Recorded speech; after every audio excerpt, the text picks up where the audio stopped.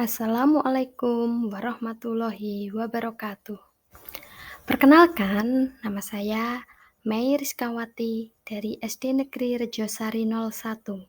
Saya guru kelas 5 SD. Di sini saya akan membagikan aksi nyata dari platform Merdeka Mengajar dengan topik Merdeka Belajar. Berikut saya akan menyebarkan pemahaman saya mengenai Merdeka Belajar. Tujuan dari topik Merdeka Belajar ini yang pertama yaitu pemahaman gagasan dan prinsip pendidikan berdasarkan pemikiran Ki Hajar Dewantara. Yang kedua, pemahaman untuk memfasilitasi murid agar tumbuh sesuai dengan kodratnya. Yang ketiga, penerapan pembelajaran yang memerdekakan murid. Dari topik Merdeka Belajar ini, ada 5 modul yang dipelajari. Modul 1, mengenali dan memahami diri sebagai pendidik. Modul 2, mendidik dan mengajar. Modul 3, mendampingi murid dengan utuh dan menyeluruh. Modul 4, mendidik dan melatih kecerdasan budi pekerti. Modul 5, pendidikan yang mengantarkan keselamatan dan kebahagiaan. Modul 1, mengenal dan memahami diri sebagai pendidik. Kita sebagai pendidik, sebelum kita melaksanakan tugas mendidik, seyogyanya kita harus memahami dan menghayati diri sebagai manusia yang merdeka untuk terus belajar. Selain itu, kita juga harus memahami apa yang menjadi kelemahan dan juga kekuatan kita. Karena hal itu akan menjadi dasar kita dalam mendidik anak-anak. Kemudian, menyelaraskan peran guru yang relevan dengan konteks murid dan zaman. Karena zaman terus berubah dan juga murid terus berkembang, jadi kita tidak bisa menggunakan media atau metode pembelajaran yang sama seperti dahulu. Kemudian, dalam mengenali dan memahami diri sebagai pendidik, kita juga harus bertutur kata lembut, mendengarkan pendapat, memotivasi untuk gemar dan senang belajar. Modul kedua yaitu mendidik dan mengajar. Seperti yang kita tahu, mendidik dan mengajar ini suatu hal yang berbeda.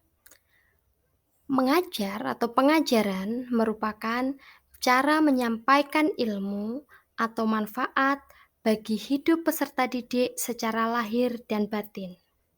Sedangkan mendidik adalah menuntun segala kodrat yang ada pada peserta didik sehingga dapat mencapai keselamatan dan kebahagiaan setinggi-tingginya.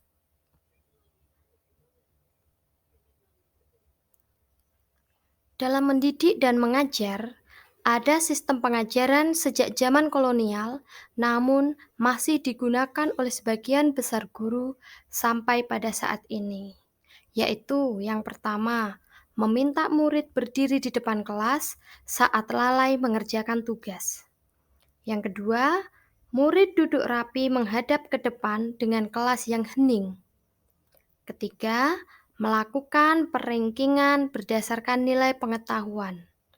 Keempat, menyeragamkan pembuatan tugas.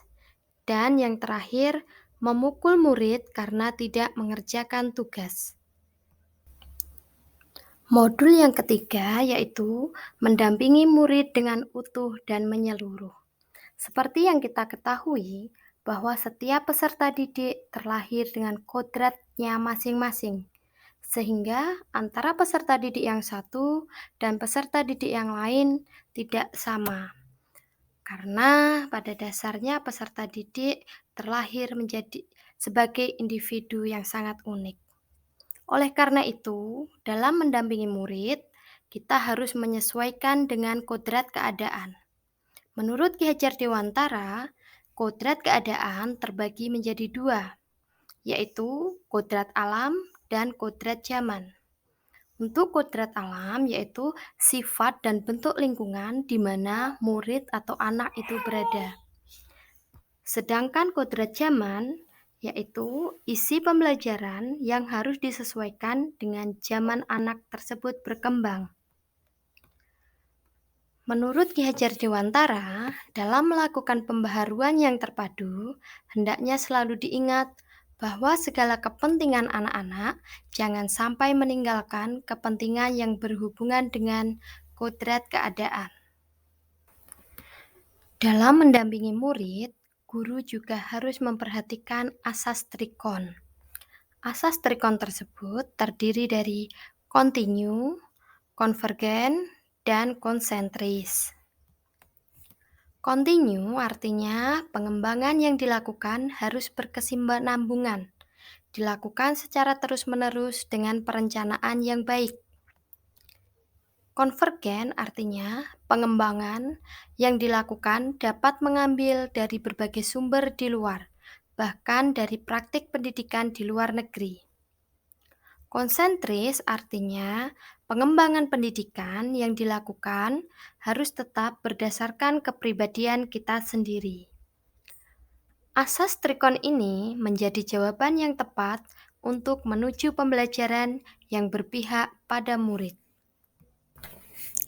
Dalam implementasi kurikulum Merdeka Belajar, guru hendaknya juga mendidik dan melatih kecerdasan budi pekerti. Kecerdasan budi pekerti tersebut dapat dilakukan dengan 4 cara. Yang pertama, melatih keberanian berpendapat atau olah akal. Yang kedua, mengasah perasaan dan perilaku atau olah rasa. Yang ketiga, memunculkan kehendak atau olah karsa. Dan terakhir, pendidikan dapat mempengaruhi bagian intelligible dan bagian biologis muridnya. Untuk modul selanjutnya yaitu pendidikan yang mengantarkan keselamatan dan kebahagiaan. Pendidikan hanyalah sebagai tuntunan. Sudah bukan zamannya guru mendikte muridnya. Namun guru berperan sebagai fasilitator bagi muridnya. Kemudian setiap murid memiliki kodrat, kekuatan, atau potensi-potensi yang berbeda. Sehingga kita harus menyadari bahwa potensi murid kita berbeda dan tidak bisa disamakan. Pendidikan tidak dapat berkehendak atas kodrat, kekuatan, dan juga potensi murid. Dalam pembelajaran juga harus menerapkan sistem Among dan semboyan Ki Hajar Dewantara, yaitu ing ngarsa sing tulodo, ing madya mangunkarsa, tutwuri handayani. Yang artinya, ing ngarsa sing tulodo berarti yang di depan harus memberi contoh. Ing madya mangunkarsa berarti yang di tengah harus bisa mengayomi. Tutwuri handayani artinya yang di belakang harus menjadi pendorong. Kemudian selain itu juga harus menerapkan pembelajaran proyek serta digitalisasi pembelajaran. Karena kita sudah ada di zaman digital, jadi pembelajaran harus menggunakan digitalisasi agar sesuai dengan tuntutan zaman.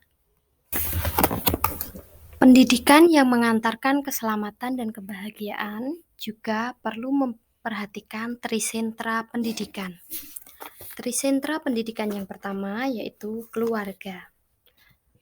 Karena keluarga merupakan pendidikan pertama bagi seorang anak, keluarga menjadi tempat tumbuh kembang anak sehingga sangat berpengaruh pada pendidikan anak. Yang kedua, sekolah.